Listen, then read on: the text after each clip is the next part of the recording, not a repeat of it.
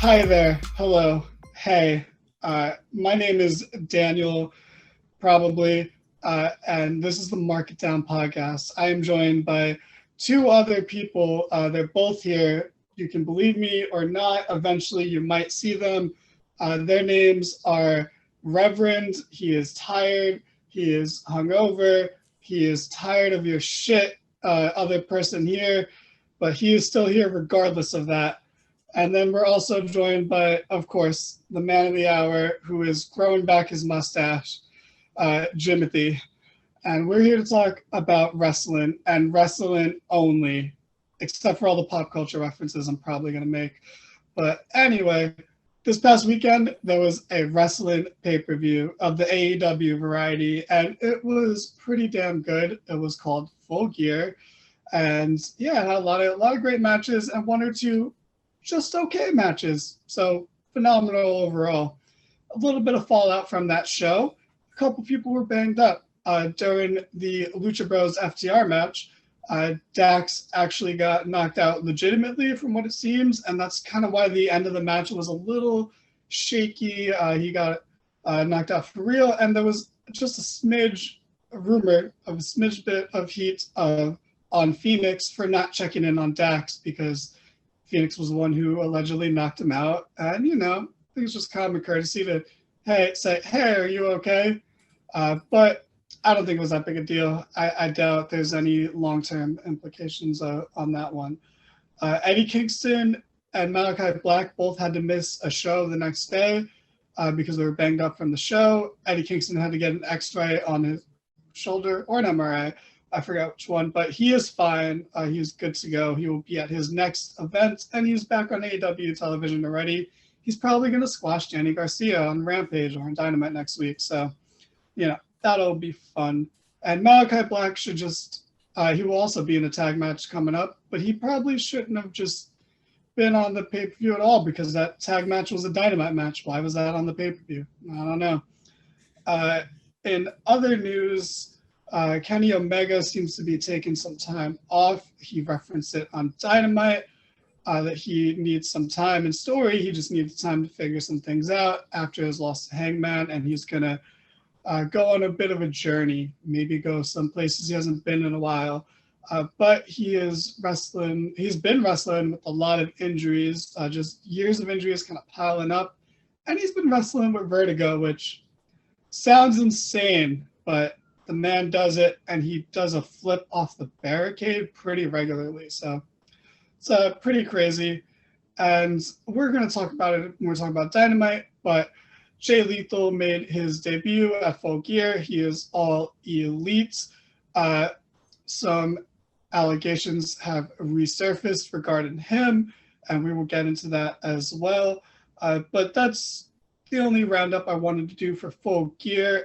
James, if you don't mind, can you please explain a little bit more what's going on with the Jay Lethal situation? So Jay Lethal is a veteran at this point in the sport of professional wrestling. He has been in TNA/Impact Wrestling. He was the flag bearer for Ring of Honor for a decade, if not more. And he is in the ring, one of the most respected wrestlers of his generation, a very talented guy. Over the last couple of years, there have been two on-the-record allegations against him abusing his power, or maybe not his power, but his clout in Ring of Honor, that telling two female professional wrestlers that if they didn't sleep with him, he would negatively affect their booking, not just, I guess, with Ring of Honor, but I guess with other places as well. And when the first allegation came out, I don't want to misspeak, but I do believe that the woman who came out was Taylor Hendricks. It seemed that the allegation sort of got swept away because there wasn't a lot of credibility to this person. She sort of had, I believe, not the I guess most respected reputation, and people sort of just decided to say, you know what, we don't know if we believe her. Jay is a stand-up guy, and she's known for, yeah, whatever. And that was that for a little bit. And then last year, during wrestling's speaking out movement, where many professional wrestlers came out and spoke about the dark side of professional wrestling and the very hidden sexual abuse that goes on in professional wrestling. One of the people who spoke out was former Ring of Honor women's champion, Kelly Klein. And she alluded to other women that she knew in the sport who have made allegations or accusations against Lethal. And to my knowledge, I don't think any of those women have spoken out or spoken up to identify themselves or to confront Lethal about it. But once again, the allegations were sort of ignored, and Lethal's character amongst his peers kept being brought up as, no, he didn't do this, he wouldn't do this. And it didn't help that at the time, especially, Kelly Klein was very much on the outs with Ring of Honor and had sort of been going through her own little, I don't want to minimize it by saying little, but she was going through her own personal sort of implosion with the company that did not reflect well on her. So I think this was two instances of women who didn't have the best reputation making a claim and then having it ignored. And I'm not going to say now whether or not I believe them or if I don't believe them. Of course, like any situation, allegations need to be taken seriously. They need to be listened to. They need to be heard. But it's been, at this point, several years of nothing happening regarding Jay Lethal. And wrestlers smaller than him have had accusations impact their career. Wrestlers bigger than him have had allegations ruin their career. And I'm going to assume that the fact that he signed up in AEW means that there was some research done on the subject, because there have been other wrestlers who looked like they were AEW bound, but then when allegations came out, their connection was severed. So I don't really know what to make of it, but I have seen a lot of people bringing it up, and it is somewhat of a hot button issue. Okay, well, James, you handled that incredibly well and professionally. Thank you. Sorry, I kind of threw you under the bus with that one. There, it's not a great subject to really start on. I don't know why I did it, but like I said, well put, and I agree. As Nick Marchiotis in our group said, Tony Khan does a lot of research. He knows a lot about these wrestlers and knows a lot about their background, and I think he's built up a little bit of credibility with us, where if he's given it the okay, it makes me feel a little bit more at ease about it. That being said, I don't know enough about the information or about this accusations to have too strong of an opinion otherwise, but like I said, Shipley, you put it perfectly. We have to take all accusations seriously, but I personally am not the person to speak on this, being the little bit of knowledge I have on the subject. Rev, would you like to get in on this easy to discuss topic? I think James handled what he said very well and covered a lot of ground here. I will agree with you and Nick that I think Tony Khan is a guy who does his homework, and he wouldn't sign anybody would he think that those allegations be at least credible, and where he thinks it would hurt the company or the reputation of the company. So we've seen him have guys leave the company before. Jimmy Havoc, for example, was an AEW original,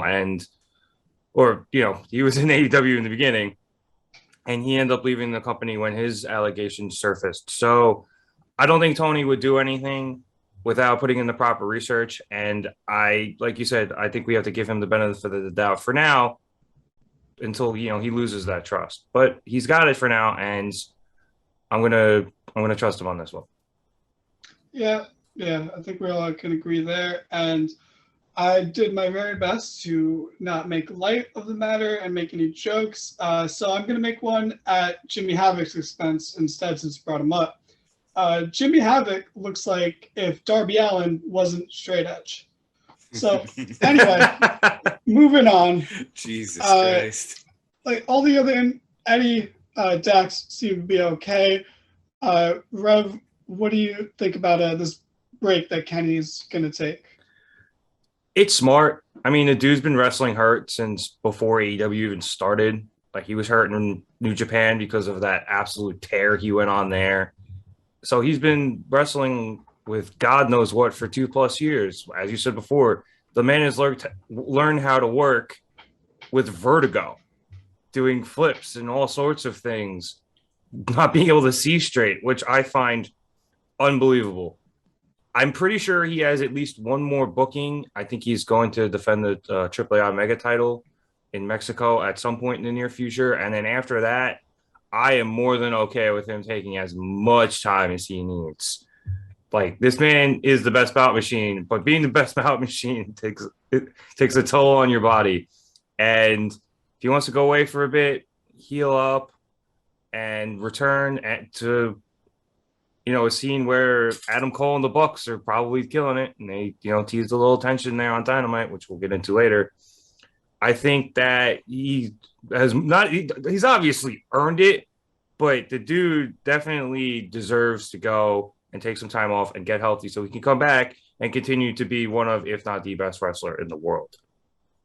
Yes, well put. I agree. And I think an underrated thing in wrestling is taking time off. Wrestling never stops, which maybe there's an argument to be made that there should be an off season.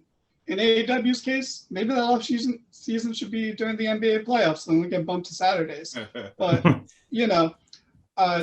taking time off is always good. I don't understand how anyone can wrestle every week, 52 weeks a year. It's a bit too much. So Kenny has more than earned that time off, and he didn't even have to earn that time off. Any of these people deserve any time off they can get.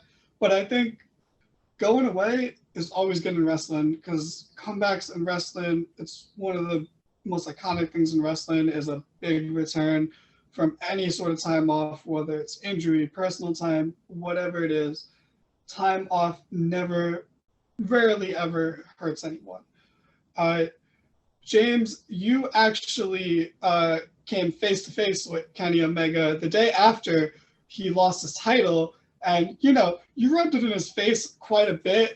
Little messed up to throw salt in the wound there, but besides that, how did he seem? Or what do you think about his injuries? But also, firsthand as our on-field reporter for that, how salty did he seem, especially after you rubbed it in? He really did not appreciate when I said to him, I was expecting to see the title today. I thought it was a compliment. I thought he recognized that I expected him to win. But no, it's funny. I've met Kenny a couple of times now, and he's always so gracious with his fans. He's always so friendly, and he gave me a big hug, and it was really nice, and I felt very safe in his big arms. And my dad and I both noticed he has very soft hands, and that was surprising. But in all seriousness, he, I looked back at the picture I took with him, and his knees looked a little swollen. I know the big thing that we're hearing right now is it's his shoulders that are in rough shape, and obviously the vertigo is bad.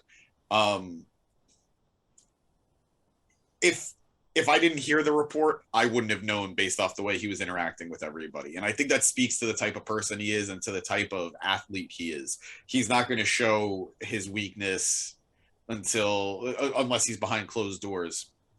And I agree with every sentiment so far. I very much want Kenny to take some time off. I think time off is good for any athlete or for anybody who's doing a job nonstop. And, you know, I'm going to miss him. I'm going to miss Kenny, but that's good. It's good that I'm going to miss Kenny because when he comes back, it's going to be that much better. In terms of kayfabe, it really sounded like when he was talking about going places he hasn't been to in a while or whatever, my brain immediately went to Japan. And, you know, like I don't know how feasible that is. I don't know how realistic that is. And, you know, maybe he just needs to take the time off. And then when he does come back, he'll make an appearance in New Japan down the road. But I for his sake, I would love for him to take a little bit of a break. And again, sort of in kayfabe, we've been talking about it. There's this tension amongst the elite right now. And that's going to be addressed sooner than later. And it's very exciting in terms of the story. And I just hope Kenny gets all the rest and relaxation he needs. Beautifully put. Hopefully he watches this and, you know, forgives you for saying those mean things to him. You know, it's one thing to be mean to someone to their face, but to say nice things about them behind their back, you know, that's something special. So, you know, Kenny really has a friend in you. So we're gonna kick it over to Dynamite now. Dynamite took place on Wednesday, and we're talking about it now live here for the first time on Friday. But a lot of stuff happened. You know, it was the post Full Gear show, and I don't know if any wrestling fans watching this wrestling podcast watched wrestling this weekend, but we have a new AEW champion. One Adam Hangman Page. He's a little cowboy, and he is now the world champion. And the Dark Order greeted him in the ring. He had a little celebration.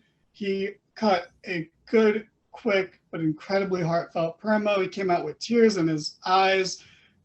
He was in his hometown, which I had no idea that was going to be in his hometown. It's almost like if I just thought about that like 2 weeks ago, I'd be like, he's definitely winning this. Even though we all thought he was winning the title, I think that would have been one of those, like, if I was torn on predictions, that would have been the deciding factor. But he had a great hometown reaction. But he was quickly cut off, or not really cut off. He accidentally introduced Bryan, who just came out the second his name was mentioned. And, you know, Bryan got a decent reaction, not his normal reaction. They had a quick, shook his hand, congratulated him, and then did what we all thought he might do. We weren't sure. We weren't sure if this was coming or not. We weren't sure how they were going to approach this face versus face match. And I think what Bryan is doing in AEW now is he has decided that if he is facing the face, he's just going to be a dick to them. Not a heel, but he's just going to be a dick to this particular face. And he quickly did that. He said he was disappointed that he wasn't facing Kenny Omega. And, you know, that's a line that's obviously disrespectful, but it doesn't mean there was disrespect behind it. It's just hard to not take that as anything but disrespect. And he mentioned his WrestleMania 30 win and how he wrestled the next night, and the crowd booed him. Daniel Bryan's been a heel. After coming back from career-ending injury, somehow ended up being a heel not too long after, and he was been booed plenty of times. But I've never heard anyone boo WrestleMania 30 because it's one of the best. But the crowd booed it, and then he took a little shot at the crowd and said, of course, you guys boo hard work in Virginia. Because Bryan decided to go with the angle that since he's been here, he has wrestled nonstop, whereas Hangman has barely wrestled at all in the past couple months, which is true. You know, like we always say on the Mark It Down podcast, fuck these kids. Why are you taking time off for them? Like, come on. So Bryan gets booed, and it's mind blowing that in a 2 week span we've seen, less than 2 week span, we've seen CM Punk and Bryan Danielson get booed by AEW crowds, and not for the reasons that like Cody is getting booed, or not for the reasons that like if a super WWE name came over, they would get booed. They're getting booed because AEW has created so many strong characters that the crowd loves that they're willing to pick them over these first ballot Hall of Famers in Bryan Danielson and CM Punk. So great stuff. Super dynamic characters. I loved it.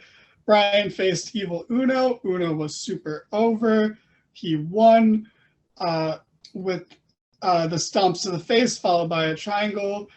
And then after the match, he said he's going to beat every person in Dark Order until Hangman wrestles him. And next week they're in Chicago. Again, how much wrestling do you need, Chicago? Goddamn. And he's going to fight the member of the Dark Order from Chicago, and that's called Cabana. And going by Punk's track record of interacting with people that Bryan Danielson has interacted with, maybe, just maybe,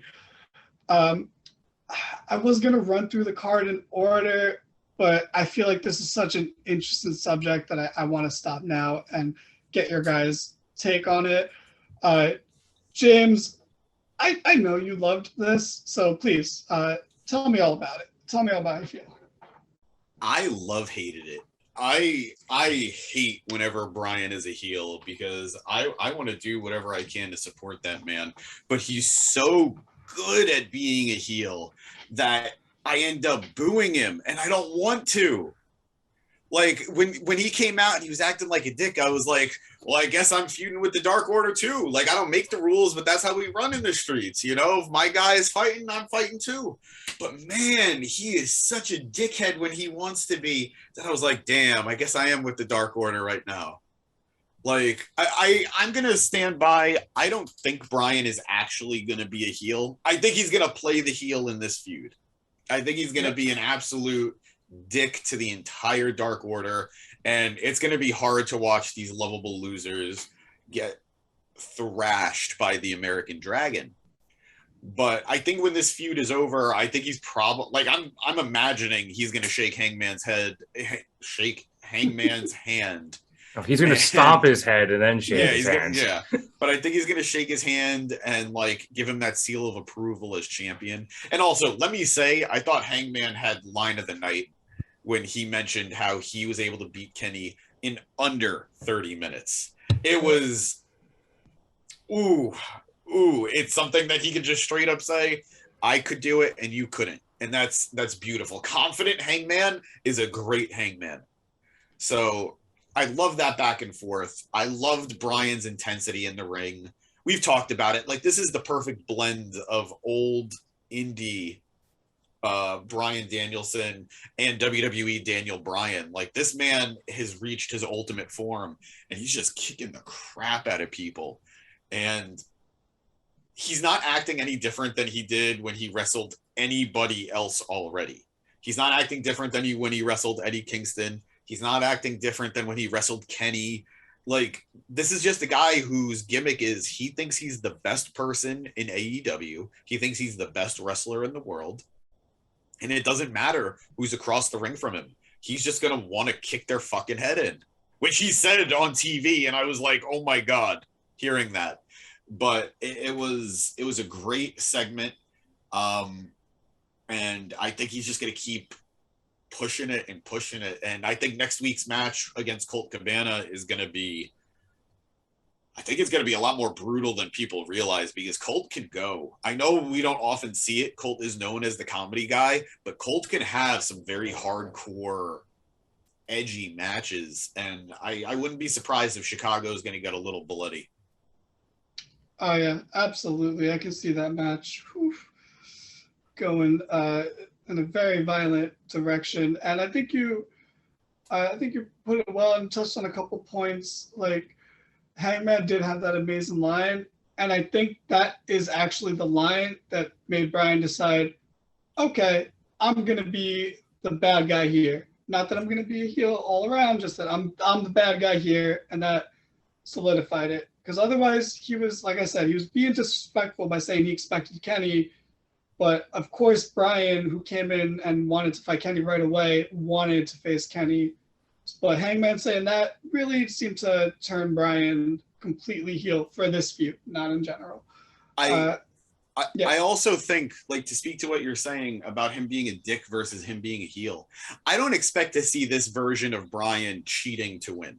Absolutely. Like, we saw that when he was the Planet's champion and the last big heel run he had. I don't expect that here. I think this is a man who's just going to goad his opponents and shit talk and not give a fuck about the feelings of the people around him. And maybe that is a heel, but I see him being a tweener, like, generally.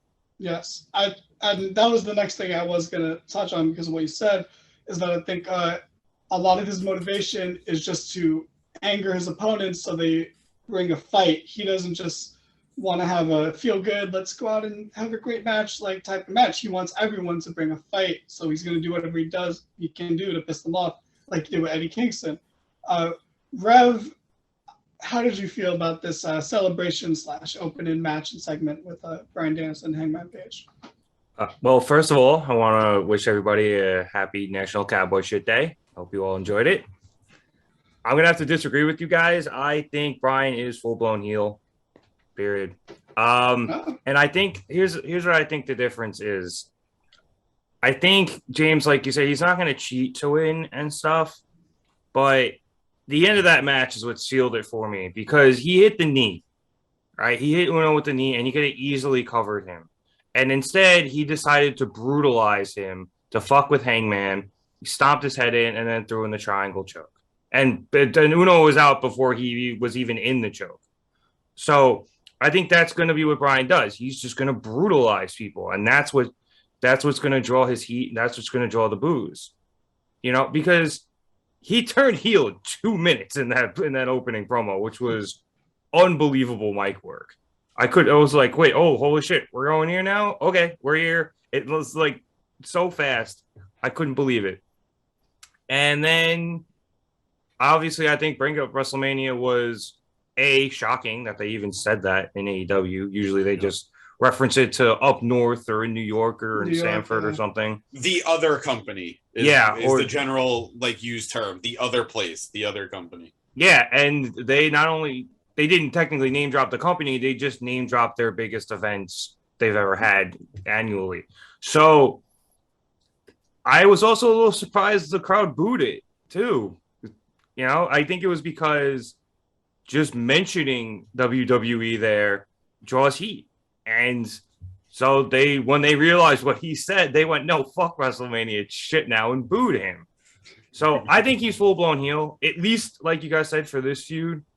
And, yeah, maybe he's just doing it to get the best out of Hangman. But he really looks like he's going for a little more than to just antagonize his opponents to get the best out of him. It really looks like he wants to fuck up the New Day, to fuck with Hangman. The New Day. Not the New Day, the Dark Order. See, as Danny said, I'm exhausted. So I apologize if I make any mistakes tonight. But yes, he wants to fuck up the Dark Order to fuck with Hangman. And I'm sure he'd want to fuck up the New Day too, but that's a whole different show. He already did. Yeah, he's been down that road. But no, that's a fair take. And, you might be right. It's tough to say now. Maybe me and James are just clinging on to the Bryan that we love, and we don't want to boo him. I'm not going to boo him. I don't really care. I'm not going to boo him. You can't make me. But it's awesome that AEW's, like I said, it's great that AEW's at a point where the two of the biggest stars of let's be real here, the two biggest stars of the past decade in wrestling have jumped over, and they're getting booed. And it's not a vicious boo. It's not a we don't want you here boo. It's a we like the people we have boo, and we're choosing them over you. And that's kind of beautiful. And it's something that I didn't think when they first both came in, I didn't think you can turn them heel this soon. I really didn't. But here we are. I don't think Punk's heel though. I mean, he came out against MJF No, tonight and he wasn't getting booed. I just think that was one of those things with Eddie where what ended up happening was everyone loves Eddie so much. And in that promo, I think we've talked about before, it became kind of the old Cena versus Punk dynamic that Eddie, ended up getting cheers. And I don't think, not everyone booed Punk that day either. Like, he was still getting some cheers, but I think it was just kind of for that thing. And now, obviously, he came out and confronted MJF tonight. So I don't think he's going to be getting booed at all in the near future, as opposed to Bryan. He's not, but it was just an amazing example that it's possible. I didn't think this was possible. Sorry, James. No. I was interrupting you. My bad. I also love that the beauty of this turn, or even Punk's turn, was so consistent with their characters. Like, it wasn't a heel turn where all of a sudden they have a different personality and they're a different guy, which is something that the other company does. Like, everything that made them the character they were is no longer there. Here, everything Bryan is saying is consistent with everything he said since the day he joined AEW. Punk, the same thing. Punk calling out Eddie and calling him a bum. How Punk does that feel? Like, none of it felt like, I'm going to twist my mustache and be the bad guy. It's just Punk is saying the things Punk says, and Bryan is saying and doing the things that Bryan says and feels. And Bryan's best heel work is when he's saying things that are true, but he sounds like an asshole when he says it. It's the same thing when he was the vegan champion. It's the same thing with everything else. And it's just, I think that's the beauty of how these characters are being portrayed, that I agree with you, Nick. Bryan is definitely laying it on thicker than Punk did. But if Bryan went back to being a face at the end of this, it wouldn't feel jarring, because that's just how these characters are being portrayed. Yes, well put, whoever just spoke. The only other thing that happened here is before this whole segment even got started, we had a quick pre-tape with Kenny, Cole, and the Bucks, where Kenny mentioned, like we were talking about earlier, that he was going to be taking some time off. He was very sincere. He congratulated Hangman. It was adorable. And he asked to make sure that the Elite was in good hands while he was gone. And Adam Cole said, don't worry, bro. I got you. And he was like, oof, ouch, this is awkward. I was talking to the Bucks when I said that. And Cole was like, oh man, this is so awkward. I'm probably gonna start my own faction now in a couple months. And that was it. They just, no real tension, just a hint of tension, and good stuff. So we don't know when Kenny's gonna be back, but whenever he is, it's gonna be great. Eddie Kingston had a backstage segment. He was gonna cut a promo talking about his match with Punk, but he was interrupted by the new Dark Order of being the Elite 2.0 and Danny Garcia.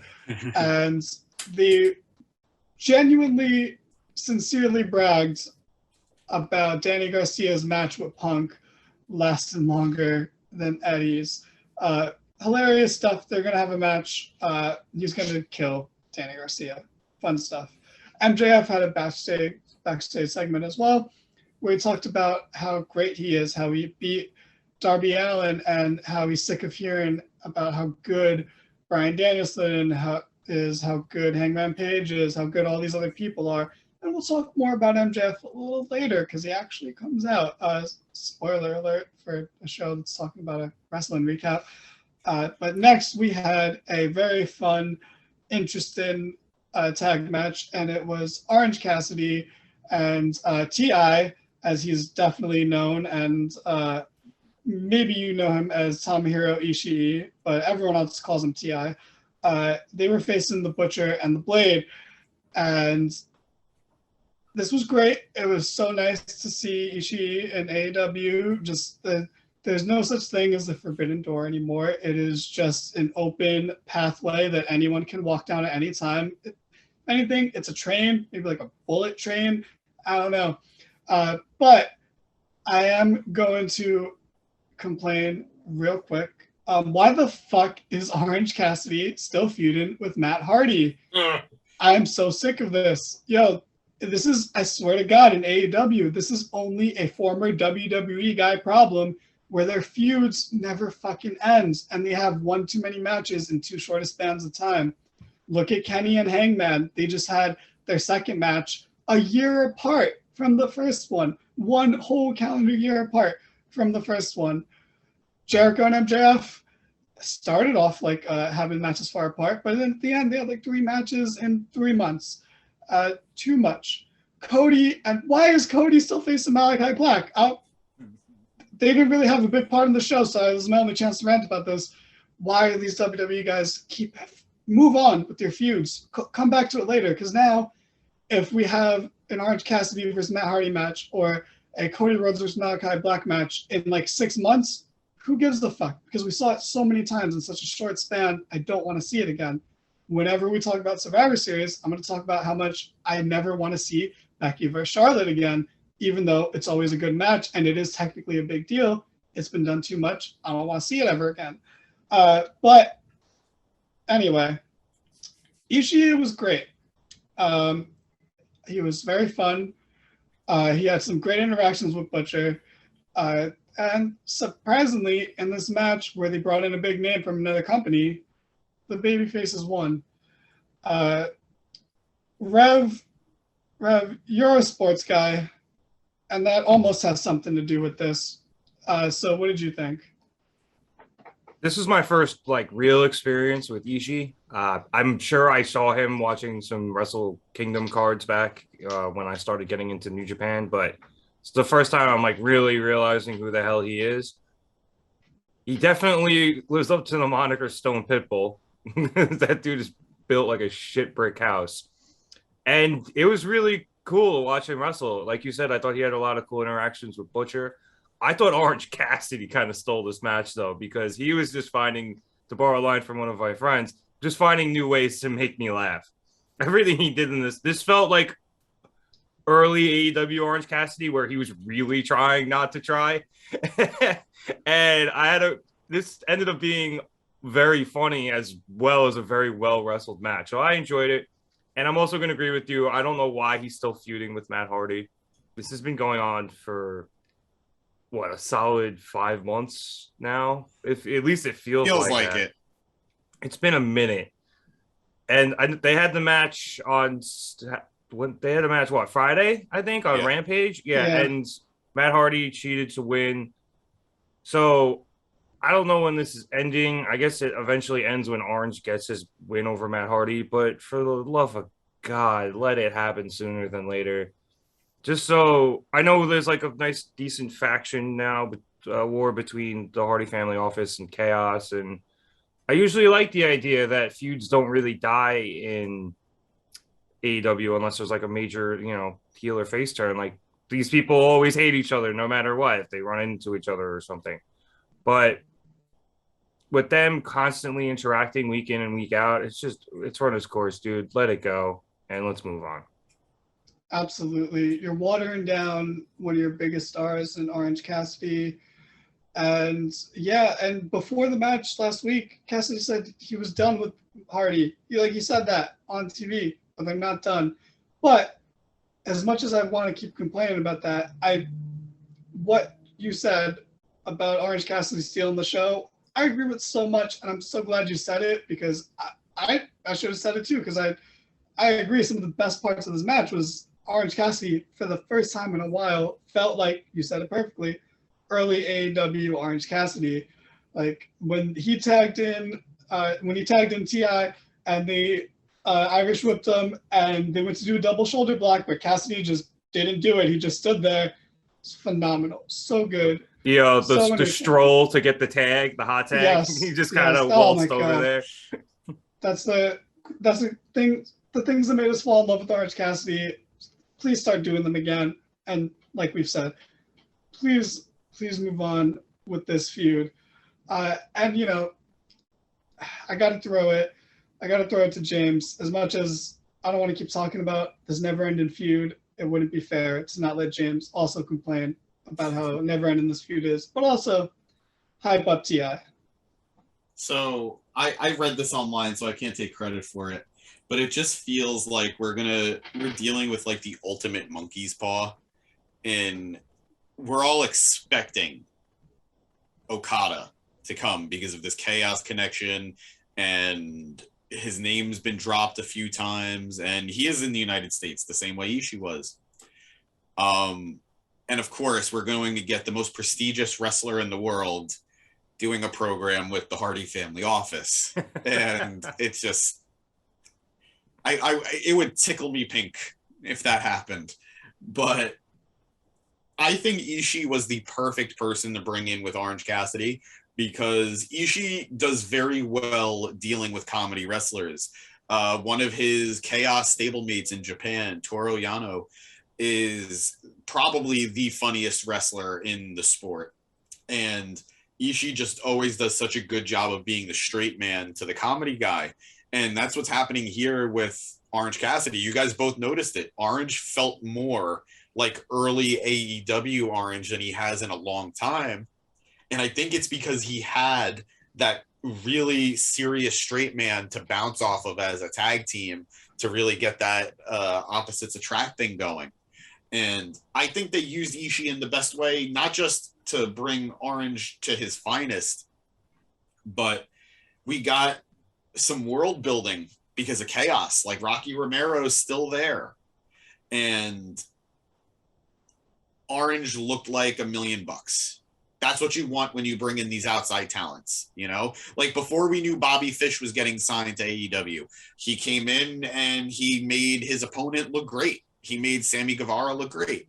That's what happens when you bring these guys from the outside. And I was like, as much as I loved when Suzuki was here, it would have been nice if he and Archer got at least one win when they were doing stuff with AEW, but they still looked good because that's how good Suzuki is. But I loved everything about this. I agree with you guys. I need this feud to end, and I really need it to end before Okada has to get involved.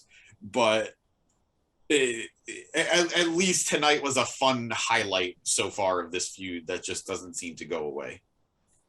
That's true. I'd say that, and it's a low bar, that this has maybe been the best match of this feud. Like, and that's not saying much, but it was entertaining, despite all our complaints. Like, I also do want to say one last thing. Good for Butcher, who looks so good. He's dropped so much weight, and he's still looking like a beast. He's still looking like a hoss. And I know this was definitely Orange Cassidy's match, but props to Butcher for really carrying his end of it. Absolutely.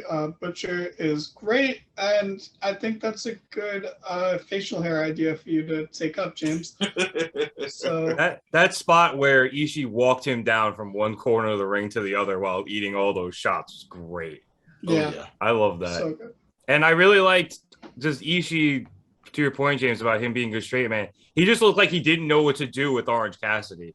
He was just like, who is this motherfucker? Like they just met for the first time. Yeah, yeah. He was like, is this guy like, is he for real? Is he really like not gonna try? And then by the end of it, he kind of figured out, all right, it's like, okay, he's kind of gonna try it. It'll work. Ishii's whole character is built around, not his whole character, but he's from a land of strong style, where these are people who fight hard, beat the crap out of each other, and are fighting to show how tough they are. And then to be introduced to this walking sleeping bag in Orange Cassidy, I thought it was played beautifully. Absolutely. Fun stuff. Like I said, our complaints are about everything around it, not what actually happened. Everything that happened tonight was pretty good. So moving on with Dynamite, Brit Baker had a backstage promo, just talking about how she was the best, blah, blah, blah. And now Jamie Hayter's going to be the second best and win the TBS title. She's facing Thunder Rosa, so that might have been a lie. But, you know, we let it go because it's Brit.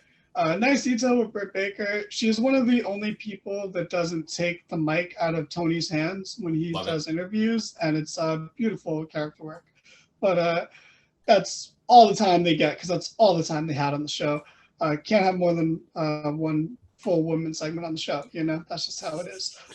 Andrade cut a backstage promo with his friends slash people that he pays to hang out with them, because that's how cool he is, FTR.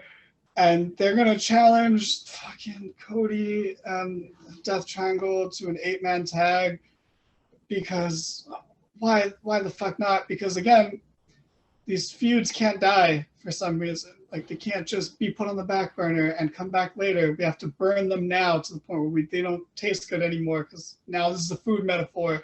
And I just don't want it.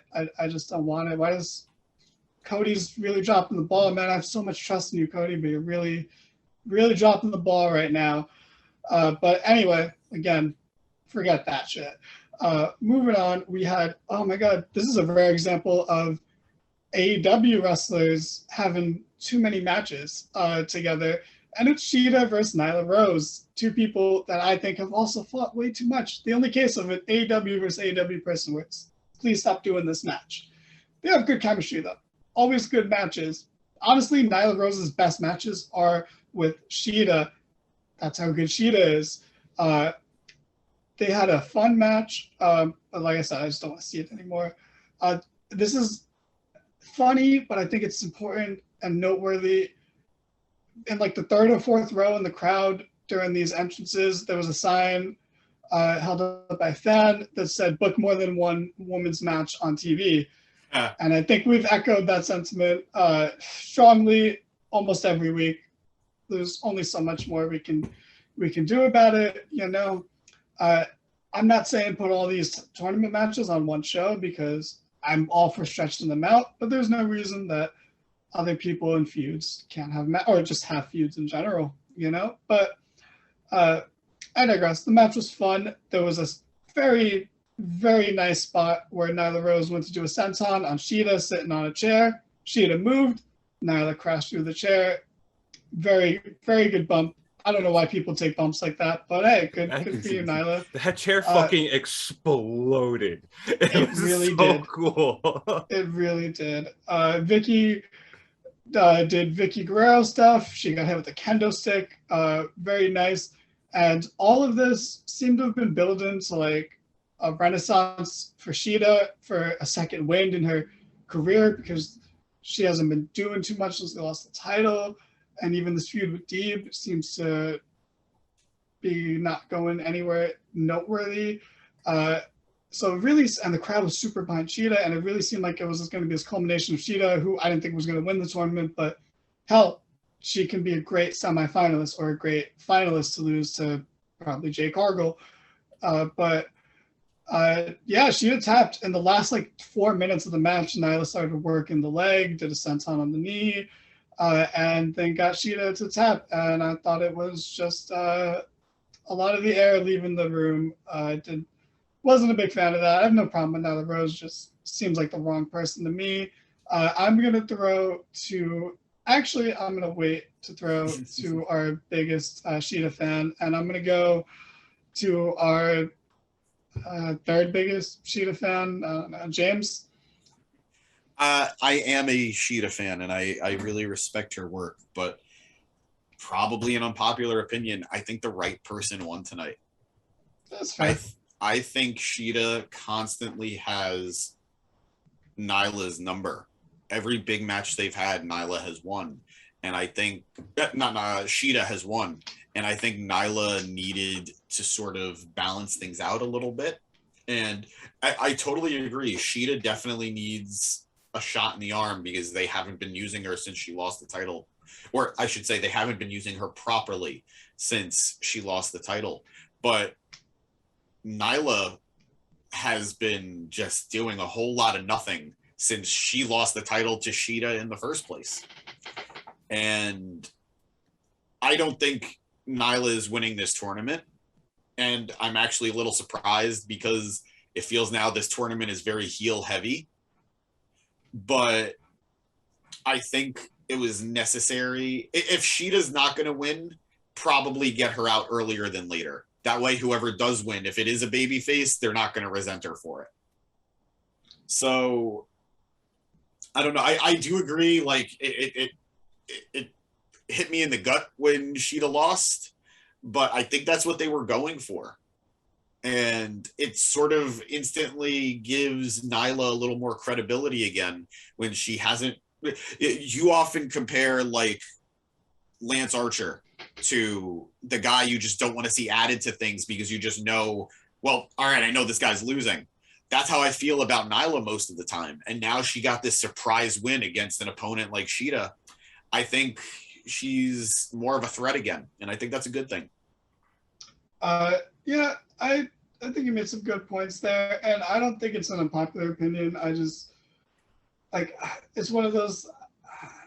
I don't see this like I don't see it as going anywhere. Like I think you're right that Nyla needed something too, but it's two people who both needed something, and ultimately, I don't know.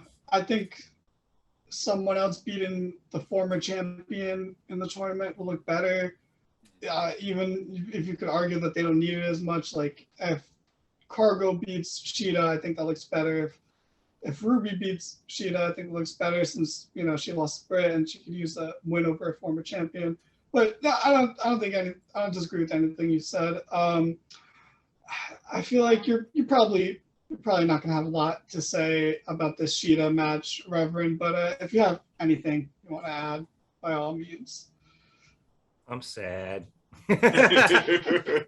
No, I mean, I actually expected Sheena to lose this match, surprisingly. Like, I was still rooting for her, obviously, but they've been building up this knee thing for a while now. I think at least since the first Deeb match and maybe even the first round of the tournament. I forget which one it was, but it's been building now for a while. And after the pre-show match on Sunday where Deeb really took her knee out, I figured, all right, coming into this one, like something was going to happen with the knee and was going to get worked over and she was going to lose. So I kind of saw it coming. I'm not really surprised, but I am sad. I will say this, Danny, though, to your point about the women's booking and only having like one show or one episode, one match per show, one women's match per show, like every week.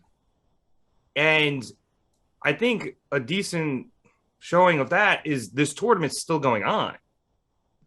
I know there's a lot of people in it and a lot of matches, but I think if you do 2 a week, it's got to be almost over, and maybe you have it culminated full gear. That's what I was expecting when they announced it. The fact that it's still going on shocks me. Well, we're not actually getting the TBS title, like the finals of this, the new champion, until I think January. I guess so that makes start sense. the tournament later. Oh, I agree. So early. Yeah, I completely agree with that. I don't know why they started the tournament so early. I don't know why they announced it so early. I guess they were really trying to build hype for the move to TBS, which on that level I understand. But they also announced the Owen Cup and have done nothing with it since they announced it. So I think they could have waited to actually start the tournament. But they did what they did, and now that's why we've been seeing a lot of tag matches and a lot of in between. And I don't agree with that decision, but that explains why it feels so long. Yeah, it's really dragging, and it kind of sucks too because I feel like one of the best part about tournaments with something like the G1 or even this past men's eliminator tournament is part of it is like the grind where you're wrestling every week in one of these tournament matches and you don't really have time to necessarily get healthy. So I think it's kind of weird, but like my original point was like the fact that it's still going on, I think is a testament to the fact that they don't book a lot of women's stuff. I think the only 3 segments they had were the 2 you mentioned, Danny, being this match and the Brit one, and then there was a quick promotion for the Red Velvet Jade Cargill tournament match going on. That was pretty much it. Yeah, and Tay Conti had a 30-second. Yeah, Ty had she's one like, too. I lost, but I'll win next time, so it's all good. But, so would they have like a total of, was the match probably ran like, I guess 12 minutes because there was a commercial in the middle there, and then everyone else had like a minute and a half of promo. Like less than that on some of them, so yeah. Yeah, do it. I meant total. Oh yeah, okay, okay. Like we got to do a little better here, guys. Yeah. Still better than the Queen's crown. Oh Jesus. That's not saying much at this point, because AEW actually set the bar there, and they set the bar pretty low. WWE just happened to like dig underneath it and go under.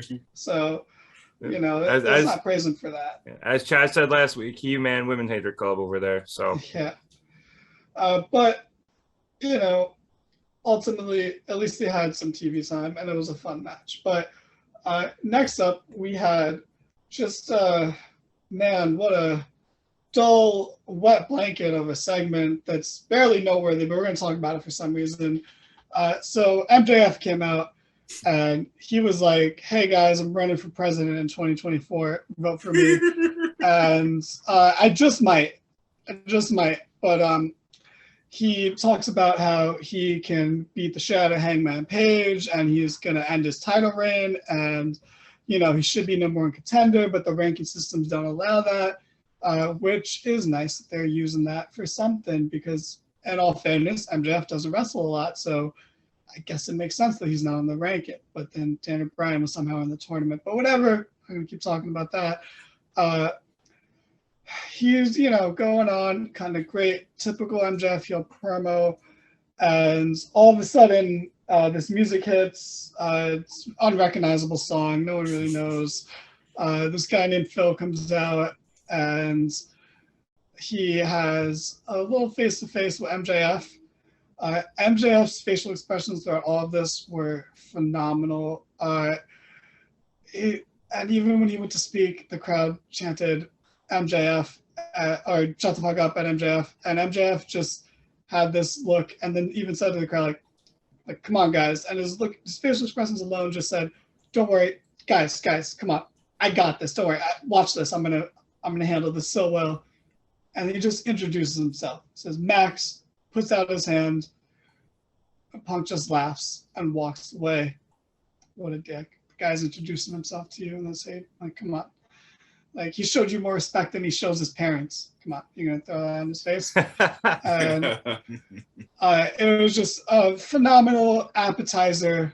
I'm so glad that this was short, honestly, because they could have just set the place on fire and had a crazy promo segment.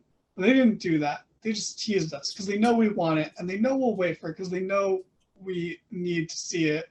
So they just said the easiest, most simple build. And I guess that's going to be Punk's thing. He's going to start with these little moments to build feuds on. And oh my God, I can't wait for next week. Rev, I have a feeling that you might have liked this, so you know. Oh yeah, I think this was great. MJF continues just to get heat no matter what he does, and he's so good at it. His earlier promo, the backstage one, which was right after Full Gear, I thought was unbelievable. And then he has this, and CM Punk comes out and shows him up by not saying anything and walking away. But it's just perfect, you know, mental war games from Punk.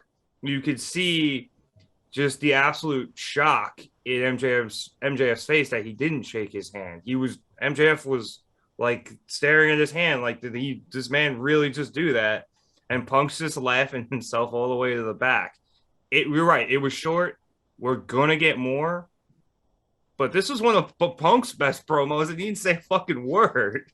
So I think the build to this is going to be really cool. And the build to the first real promo battle between them is going to be just as good as the build to the match itself. Absolutely. And that promo is going to be a match itself. Oh my God. I cannot wait. But Rev, sometimes you're just out of control and you need to be stopped. And the person in charge of that is your own personal accountability buddy, James. What do you got for this? I think this was Punk's single best night in AEW. Like, excluding his return, which was a magical moment because of what it was. I think Punk did everything he needed to do today, and that was nothing. And it was the best thing he could have done. And I'll be honest, I'll eat a little crow here. I'm not the biggest MJF fan. You know, I respect him on the mic. I like his character work, but from bell to bell, I've typically been just very on the guy. He really did turn me around with this match with Darby. And then this night, this twofer night for him, where he had the promo from right after the pay-per-view and then his stuff in the ring. I think this was also his best night. And everything he did worked. This was the first time MJF, the character, has been truly shaken. He didn't have a witty comeback for the crowd for when they were fucking with him or when they were excited that Punk was there. He was caught off guard. And then Punk did what he did, and he didn't have a response. This is the first time somebody's truly been able to shut MJF up. And it was by saying nothing. I think this was AEW's segment of the night. And that's tough because I thought the Bryan and Hangman segment was incredible too. But I think this was AEW's segment of the night. And I think this feud is going to be magical. And if MJF is the first person to give Punk a loss in AEW, God, I am scared for Hangman. Oh, yeah. You really touched on the point there, though, is that the way Punk shut him up was that he didn't say anything. Yep. MJF always has a comeback to whatever you're going to say. He can always figure out what to say to you when you say something. By saying nothing, MJF has nothing to come back from. And I thought that was just absolutely perfect. Yeah, and also I like that you said all those things about MJF because it's pretty much, it sounds like you were exactly who he addressed in his promo. Absolutely. And that's great. And if MJF ever does a cameo, I'm gonna get you one, James. Don't you worry. I have nothing but respect for Maxwell Jacob Freeman as a performer. He's just a shitbag of a person, but you know, the character. But oh God, I'm like Chad before me. My eyes have been opened. Dude, MJF's cameo would be so good. People would just pay him to berate them. But at the same time, I also feel like he would never get one because it's beneath him to talk to us. So years ago, this was like day one AEW with MJF. They were doing a con, and I forget where it was. I forget what it was, but Punk was there also. And this was obviously before Punk had come back, and he was still like the CM Punk who left. Punk was, I think, $150 if you wanted like a picture or an autograph or something. MJF purposely charged $151. So he would be the most expensive person at the convention, and he would be $1 more expensive than CM Punk. And I think that is all I needed for this feud. I don't think I needed any more. And his cameo would be the same thing. It would be $1 more than Punk's. So, enough about Punk. Let's talk about rap. The Acclaim came out next, and everybody loves the Acclaim. They are so good.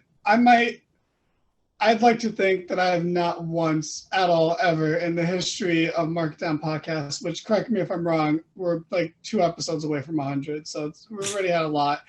I've never once shown the slightest hint of bias on this podcast, but I love the Acclaimed.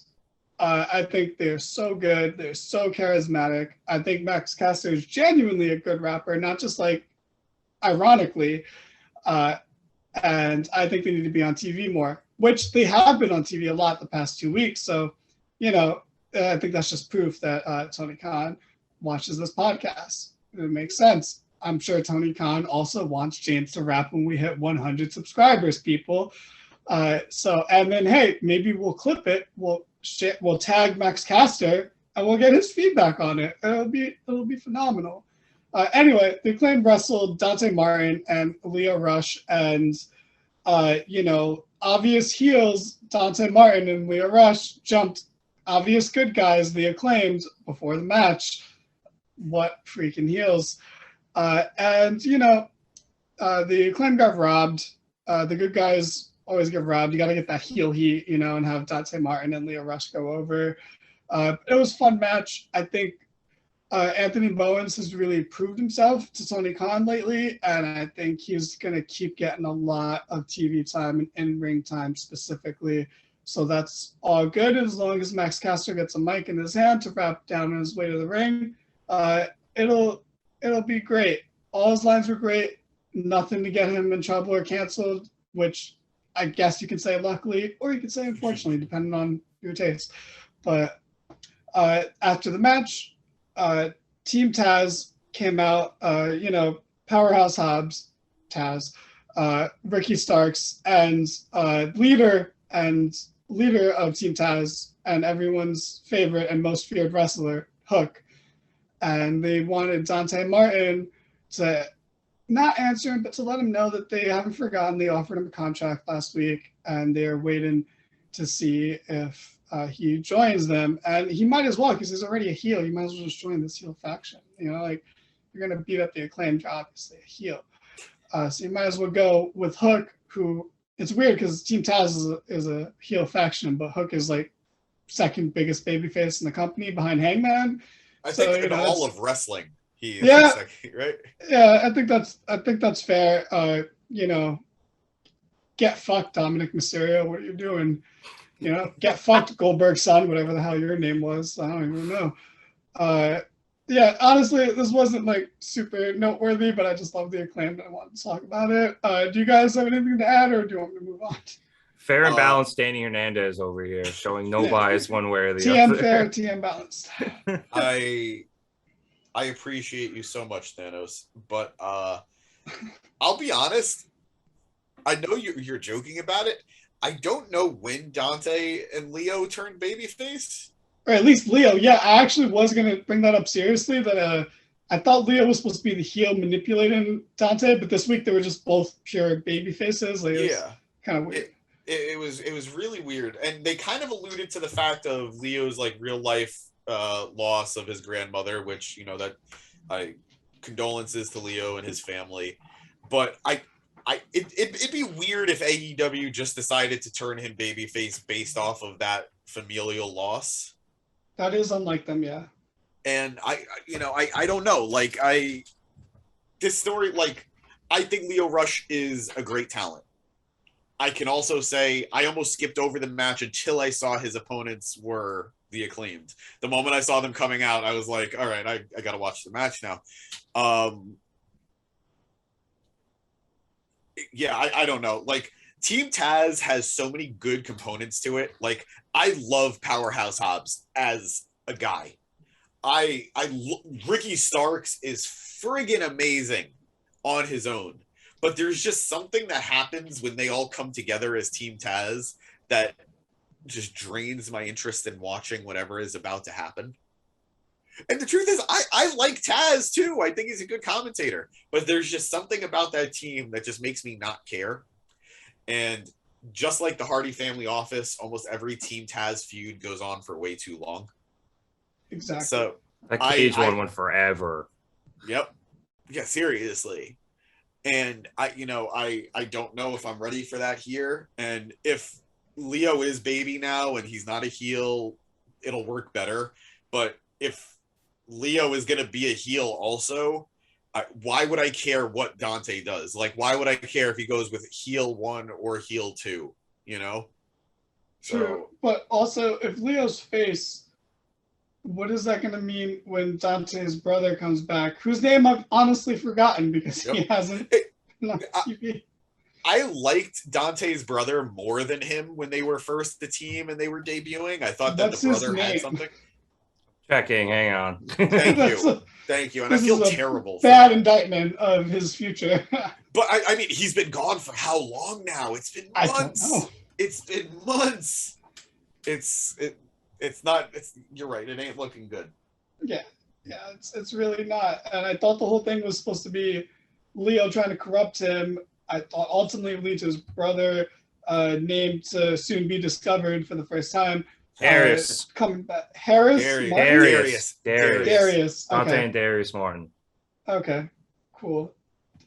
Good names, good initials. But yeah, I don't see anything going on for him. Look at that. I thought we were going to gloss over this, and we found something poignant to pull out of it. Good for us. I think the story they're going to, at least they were teasing where they're going to tell, was that like Leo was trying to take Dante, and then Darius would eventually come back, and Leo would try to push him away. No, exactly. Yeah, so I don't know. Maybe Darius isn't ready to come back yet, and they're just going to leave him with Leo for a bit more and let Leo rock a little more face than tweener or like unknown. But I think the coolest thing is that I always forget how good Leo Rush is until he's back in the ring. And I'm like, holy fuck, I forgot how quick this dude is and how good he is. So, James, I think you were making a mistake even considering skipping this match, because watching Leo is a delight, and watching Dante Martin leap tall buildings in a single bound is insane. That's true. I will defend James a little bit and say that as good as Leo Rush is, and he can do some things that no one else can do, and they're super impressive, it's hard to care about him. And I'm sure he'll earn that with us very soon, because he is great on the mic, but kind of like babyface Max Caster said in his rap, he's kind of better as a manager. He's such a good talker that it's like him being good in the ring like almost doesn't matter. He could have been terrible in the ring, but he's so good on the mic and such a good manager. You know, at least back in WWE he was, and I'm sure he will eventually be in AEW too. That it's like, it didn't matter how good he was in the ring, but he is very good. James, I'm sorry, you were going to defend yourself, but I actually stepped up for you. But I appreciate you, Danny. Thank you so much. But I to defend myself, I was just, the only reason I was going to skip it was because I was running behind. I started AEW an hour late, and I wanted to be able to be on time with you guys as much as I could. And I felt like another Leo Rush Dante Martin tag team match was just the right thing to maybe fast forward a little bit through. But thankfully I learned from my mistake, and I will never do that again. No, you're fine, James. Your heart was in the right place, and so was your mind, honestly. But I don't want to keep dwelling on this as much as I would talk about the Acclaim nonstop. Keep putting them on TV, Tony, and just before Max Caster has to verbally obliterate you again on the mic. Anyway, the main event of this show was one TNT champion, Sammy Guevara, up-and-comer of the Inner Circle, one of the four pillars.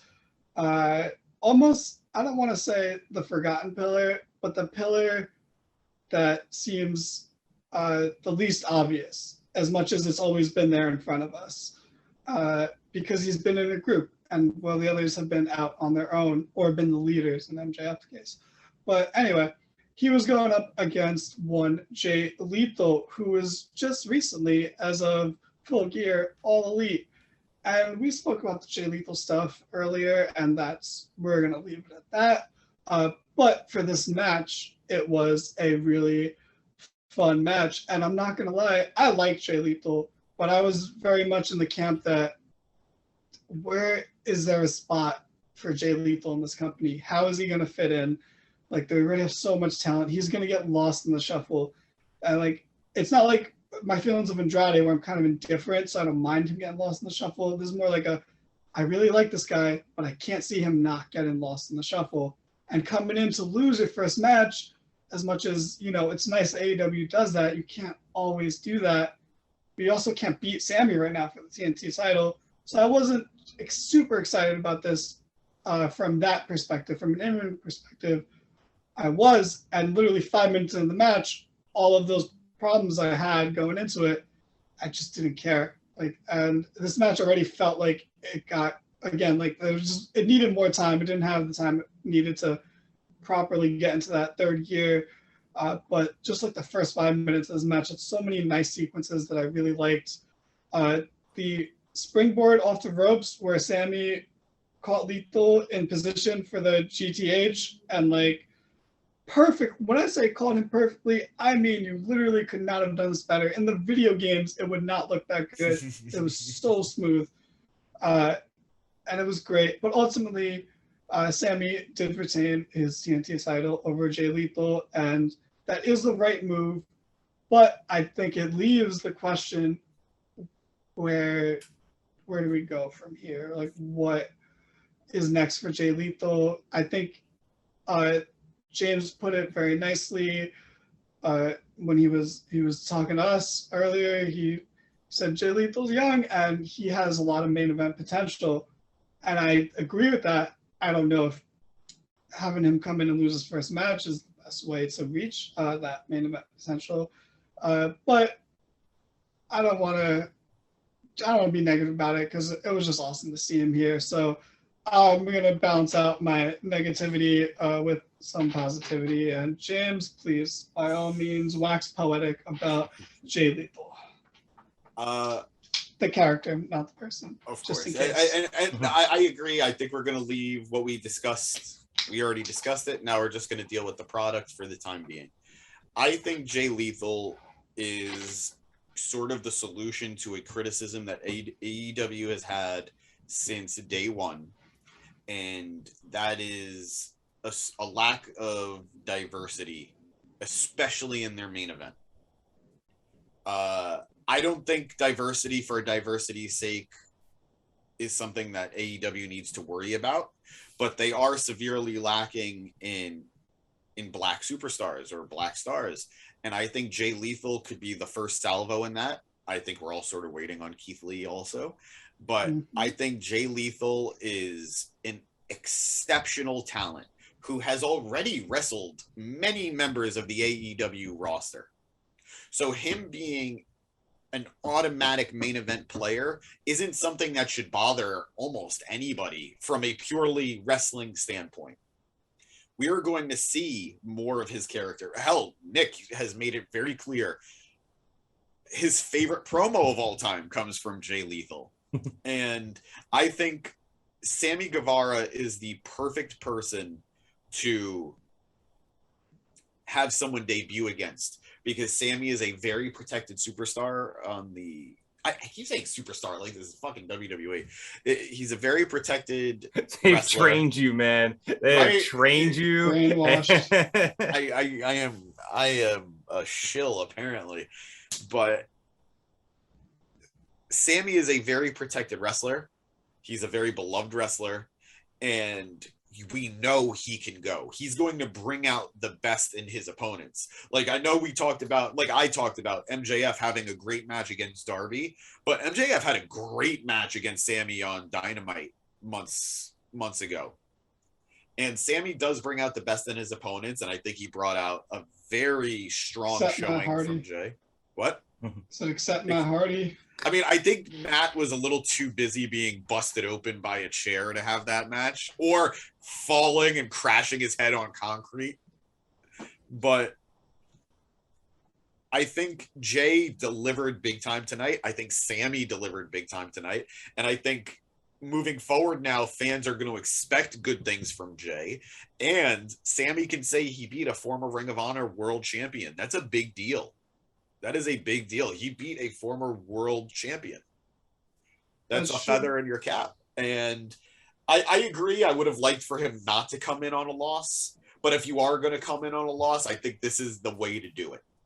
And I don't know what comes next. I think Jay is definitely somebody who works best when he's bouncing off of other people. I don't know who I would pair him up with. I don't know what faction I would make him be a part of. But I was happy with tonight. The match was great. The aftermath of the Inner Circle raising his hand was interesting to me. I don't think we're going to see Jay join the Inner Circle or anything, but I think that was a very big endorsement from Jericho and from that crew.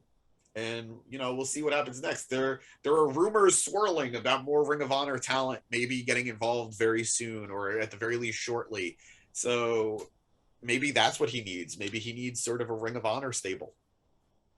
That's true. AEW can always use more stables. So I think you put it very well. There's a lot of possibilities. I can't think of anyone off the top of my head for him to bounce off of, especially as a face. But I think him and Orange Cassidy could have a very fun segment together. Not a match. I don't need a match, but just a segment. I would like that. But so apparently, from sources very close to me, I found out that Rev's favorite promo was actually by Jay Lethal. So once again, I feel like we're just going to throw to you on a subject you don't have strong feelings about, but we're going to do it anyway. But actually, I should have said it before I made a joke, but James, very, very well put about the diversity for diversity's sake stuff. And I think you put it very well. I think Jay Lethal, I don't think anyone's going to have a problem with him being there. He doesn't look out of place at all. And again, that's to someone who, again, just said his worries was he was going to instantly get lost in the shuffle. And I think I already feel relieved about that. But Rev, sorry to change the tone from silly to serious right before I throw to you, but you'll be fine. You haven't been drinking or anything, so you're good. No, not tonight. But that's okay, because I actually did want to touch upon what James was saying about the diversity in AEW, because I would think, and James, I'm sure you would agree with this, that AEW is a very diverse place. But I would also agree that they don't necessarily have a lot of Black and African American talent on their roster. So, I mean, there are a few. Obviously, you have Dante and Darius Martin, and then Leo and Powerhouse Hobbs and Scorpio Sky, I think, was somebody they really wanted to have more towards the top of the card, and he just didn't really pan out the way they wanted him to. But those are the ones I can just think of off the top of my head. I'm sure there are more, but like adding another Black person to the roster who can be a main event talent is a very good thing. So, more points for AEW there. Yes, my man Jay Lethal has my favorite promo of all time against Ric Flair in TNA. That is some of the funniest 6.5 minutes of television you will watch anywhere ever. Lethal has him down pat. As for this match fucked. I really like this match, man. This is actually my first experience with Jay Lethal, the wrestler, as Jay Lethal. I saw him obviously at All In, but he was Black Machismo, so he kind of wrestled it a bit differently. He was almost like wrestling it as Macho Man instead of Jay Lethal. So I don't really know what Jay Lethal himself looks like in the ring. And it was really cool to see. I thought that table spot was awesome. Sammy, once again, is going to kill himself, but he's so good at it that I don't care. Another Spanish Fly was hitting this match, and that's one of my favorite moves ever, so I was happy to see that. And I really did, James, like you said, like the end where the Inner Circle came out. It was good to see them once, being together now, and it's not just that one-off thing with American Top Team. It's them going to be around for everything and there to support each other. And I like the fact that not that they have to put over Jay Lethal. Like, it's Jay Lethal. He doesn't need to be put over. But the fact, it made him feel like he was being welcomed into AEW in a nice way. And I enjoyed that. Right. It wasn't Bobby Fish losing to Sammy. It was Jay Lethal. They've already, even though they both came in on a loss, they've instantly established Lethal on a tier like way above the other people who have come in on losses. So. Yeah. Losing to a champion is very credible, and Jay Lethal comes in with a ton of credibility to begin with. So coming in and losing to the TNT champion, I don't think it's going to hurt him at all. But you're right there, Danny. I'm interested to see what he does. Maybe he does get a ROH stable, with all these guys coming in. It could be very nice, very evil. We'll see. That's not an allusion to anything at all. So yeah, that was Dynamite. Great episode, nice capitalization on the pay-per-view hype. Nothing insane, but by AEW standards, insane is like a huge debut and someone dying after a crazy spot. Like, there was no thumbtack, so this wasn't an insane episode of Dynamite by their insane fucking standards. But we're going to move on from talking about something that we all seem to have enjoyed and that's pretty much just AEW as a whole, to something that is a little less enjoyable. But to throw over to WWE, because believe it or not, it's hard to tell from this podcast, but they're still technically the biggest wrestling company in the world. You just wouldn't know it sometimes. But we unfortunately do have to talk about them. And the only real story we're going to talk about for them before we eventually give our Survivor Series predictions is Charlotte Flair and Becky Lynch. And once again, I said it 20 minutes ago. I tried my very best not to show any bias on this podcast whatsoever. And this might be a surprise to some of you guys, but I actually love Becky Lynch, and I think she is fantastic. And I don't like Charlotte Flair. Unrelated. My love for one has nothing to do with my dislike of the other. Well, maybe a small part.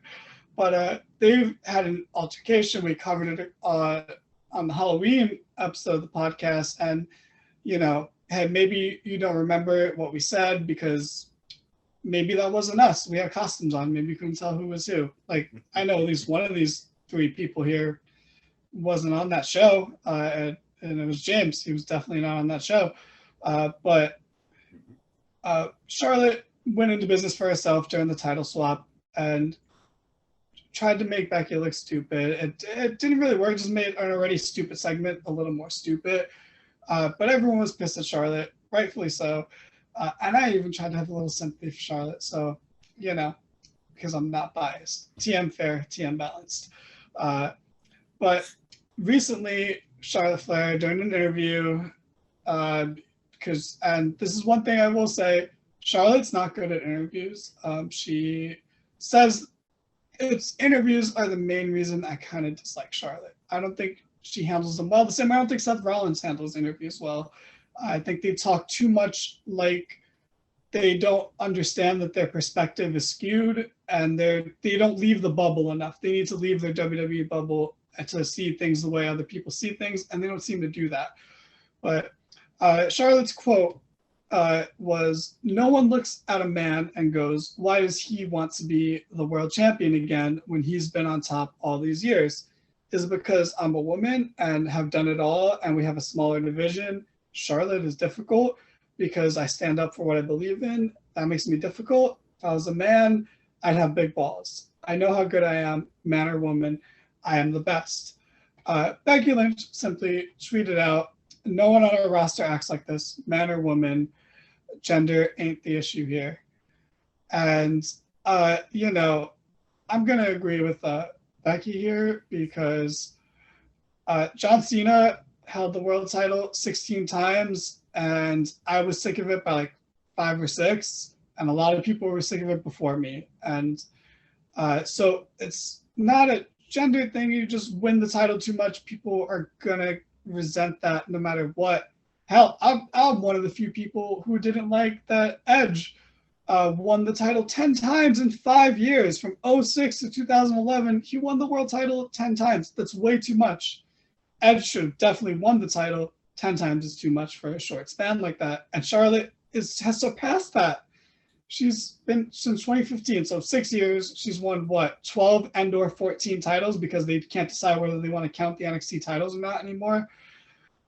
And it's too much. And I think, you know, man, we're 3 half white straight males, but like, you know, I don't know. I think trying to use the sexism card here kind of waters down real sexism that they even face in WWE. It's not like there aren't plenty of examples of the company being sexist you could point out.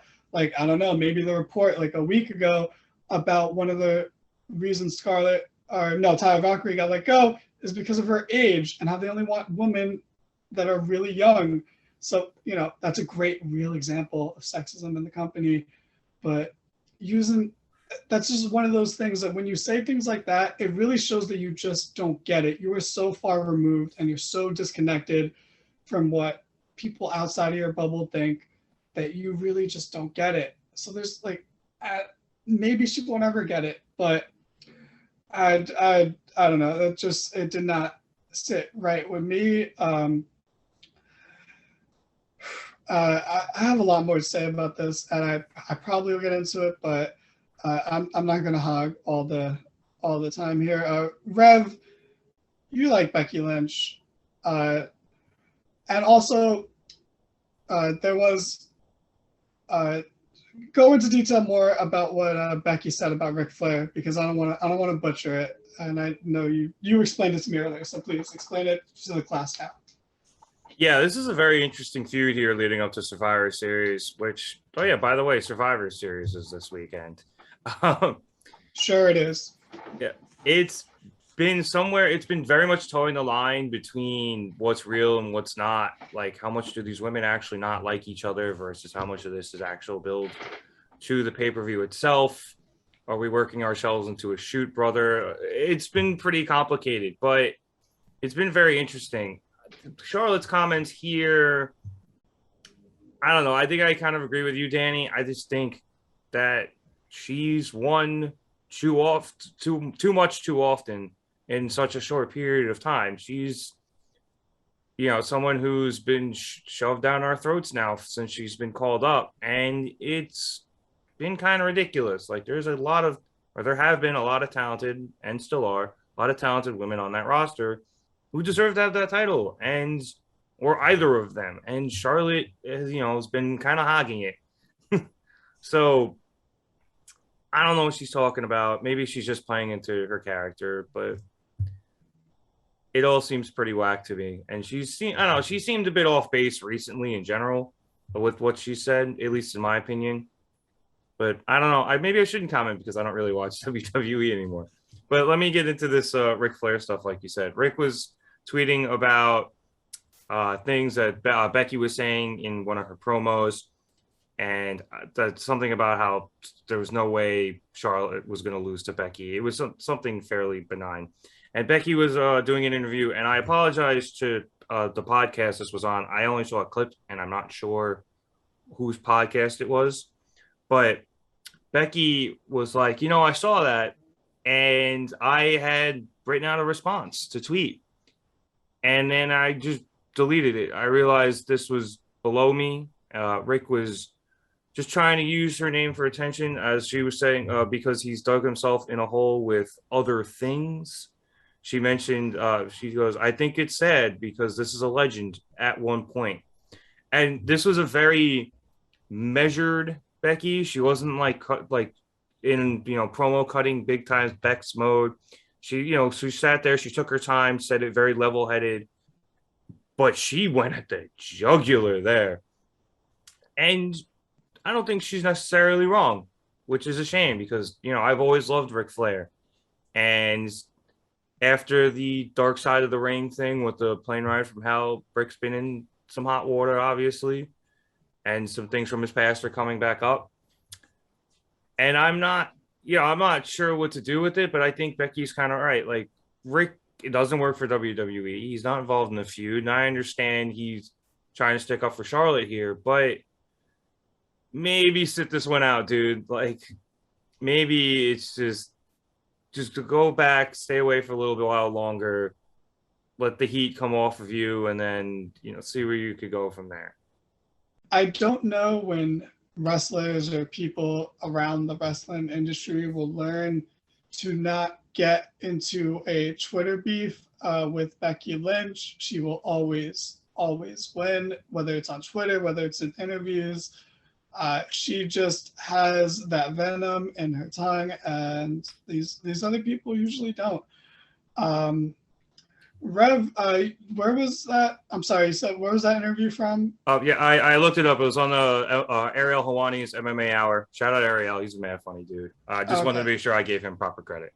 Yeah, I think she's been on that one a couple of times. I think she has a good relationship with him. Yeah, I don't think Ric Flair is in any position to talk about this. I mean, man, talk about having your perspective skewed. Like, dude, we don't see things the same way you see things from up in your helicopter, I don't think, how can you really, also, of course you think your daughter's the best. granted, she may very well be, or she at least is one of the, in terms of in-ring, I'll still argue this day her character's atrocious. But once again, I can keep ranting about this, but I'm gonna throw to a more level-headed colleague, Jimothy Bean. What do you got on this subject? I'm very confused for the most part, because every aspect of this feels like a work. Because why would WWE just allow one of their champions, at this point now both of their champions, to just be blurring the lines as much as they are? Like, we've seen WWE take harsher action against smaller infractions in terms of how wrestlers handle interviews. We've seen WWE be way harsher. So why are they just allowing all of this to continue? But then on the flip side of it, if they are allowing this to happen, why are they going the route that they are? Like, why are they bringing Rick into it? Why are they doing the "if I was a man" thing? You know, like, when their whole thing is the women's revolution and women's evolution, and how the women are treated just as well as the men in WWE. Why did you put air quotes around that? Do you not believe that?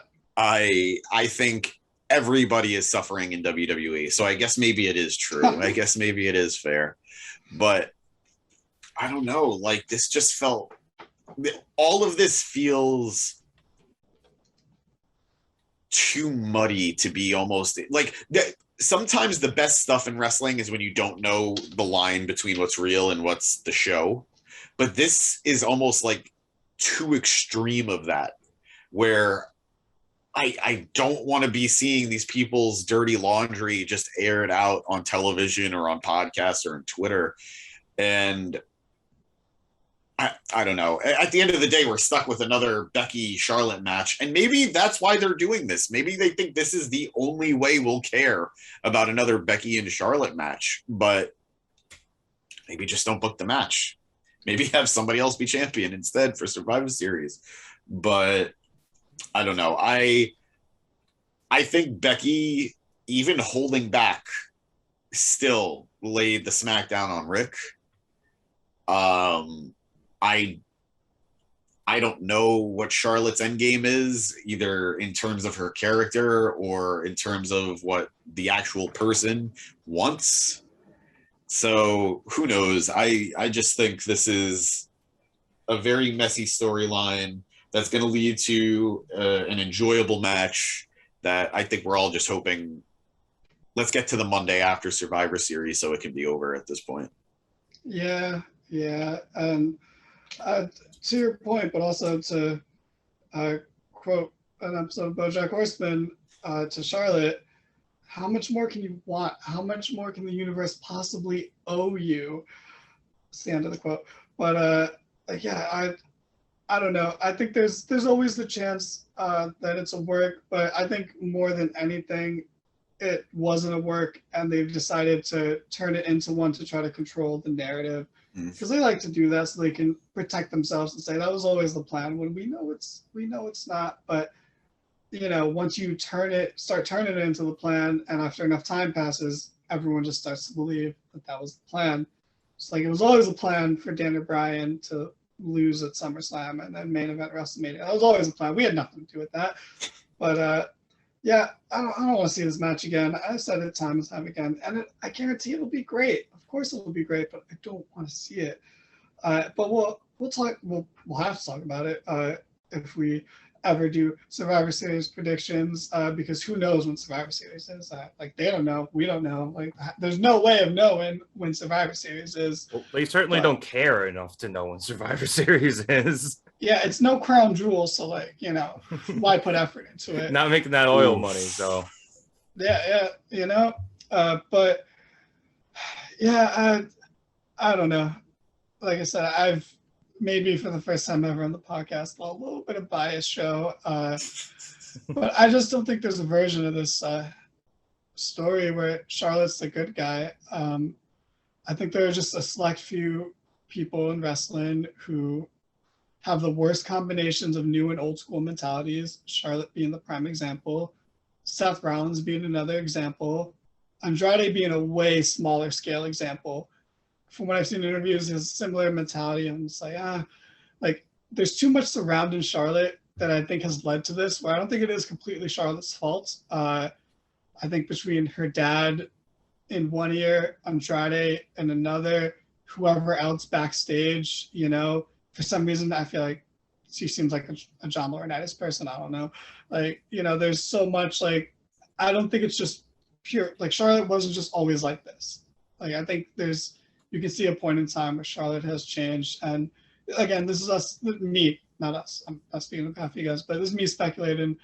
This is me being kind of gossipy and, you know, whatever, you know, Charlotte's MO is usually to, I hate that I'm going to use this phrase, but clap back at people who are beneath her when she has leverage and she has the perceived upper hand, so she looks like she's right even if she's wrong, because that's usually how she addresses criticism. Seth Rollins has done the same thing. Sorry, I like Seth a lot. I feel bad that I keep using him as the example, but I think he's the prime example of a. I mean, like he gives you enough bullets. In interviews, yeah. He gives you enough bullets to shoot. So. Yeah, and I think Charlotte is the same way, but you know, like it's not like when Roman Reigns was doing interviews in character, and we could all tell, and it's all like, you know, I don't have a problem with him calling out Punk, even though I think he's dead wrong. He's in character, so. You know, how mad can I get about him? Yeah. But any final words on Charlotte and Becky's situation? Well, it wouldn't surprise me, Danny, to your point, where this started as something real and WWE's been kind of working it so that they can, like you say, control the narrative and stuff. The Rick thing, I'm not sure is fake. I'm looking at his tweets here if you guys want me to read them out. The original tweet that Becky was going to reply to was I think I'm going to have, by the way, these are impossible to read because Rick capitalizes every Oh my word. God, yeah. It's awful. It's awful. Him and Hogan are like the dads of Twitter. Hogan with the HH at the end of every tweet, and then Rick capitalizing every first. Well, awful. I think Hogan does it because like he has people who aren't him tweeting out, so he wants to make sure that people know it's actually him for that one. But or he at least understood email enough to. He's like, oh, I put a signature at the end of it. Yeah. Okay. Okay, yeah. So Rick goes, I think I'm going to have to make the trip personally to see you beat the piss out of at Charlotte. I don't think so, sister. The man, big time Bex, or whatever you call yourself. There's not enough choreography in the business to save you at Becky Lynch. 3 crying, laughing emojis. So that was the original one Becky was going to respond to. And then in response to Becky's comments on the MMA Hour, Rick went, so disappointed. I did this out of respect for you at Becky. It made you millions and made me nothing. After 40 years of being the man, the company doesn't own it, and neither do you. I'll always be the man. Ask your husband.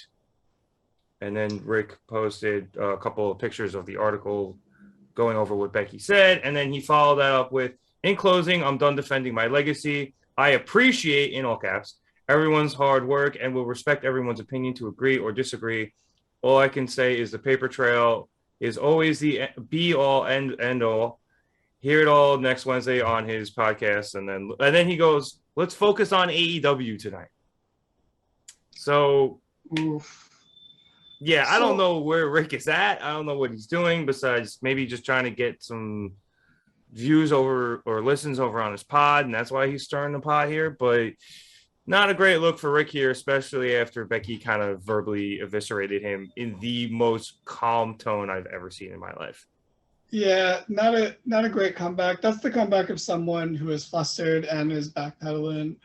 And like you said, he's just trying to stir up drama for his podcast, which, you know, he really doesn't need to do that. There's enough drama surrounding him as it is. But yeah, I can't stand the whole, like, the man thing. I get it. You know, I say if you want to be the man, you got to beat the man. okay, cool. Seth Rollins called himself the man. Like, Becky Lynch called herself the man. And you know what? No one remembers Seth Rollins calling himself the man because that was short-lived and, it didn't suit him that well. It was Rick didn't seem to mind back then, but then again, he's not wrestling his daughter.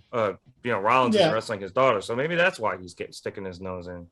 Yeah, and it's like when Punk and Jericho were feuding, and Jericho was upset that Punk had been calling himself the best in the world, and Punk said, and Bret Hart called himself the best there is, the best ever was, the best ever will be. Before that, like a lot of people call themselves the best in the world. You're not the only one who calls himself that or thinks that. And it's the same thing here. Like, dude, you didn't invent that phrase. It wasn't even you originally.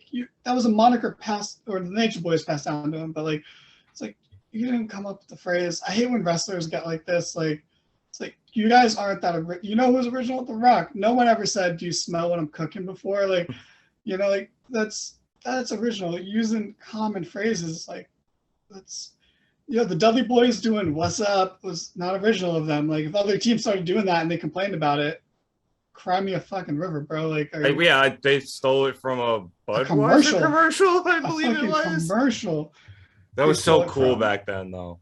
It was, but it's like, you're just like, it's just like a lot of nerve. Like, I hate the NWO getting mad over the Too Sweet, bro. Like, you were the first people to have, like, to put up fucking symbol like that. Like, no. Nash readily admits he stole that. I'm pretty sure he said he stole it from NC State. North Carolina State uses because they're the Wolf. They're really the Wolf Pack. So yeah, and hell, Daniel Bryan was the first to admit he didn't, even though he perfected the yes chant, he took it off of, what was that fighter's name? Diego something. Like, he would just come out to the ring, like nodding his head, saying yes over and over again. And Bryan was like, "Oh, that's good. I'm gonna do something with that." And he changed it and warped it. Like, Ric Flair is he's one of those people. I hate to say these kind of things, but he's clinging on to a world that's passing him by.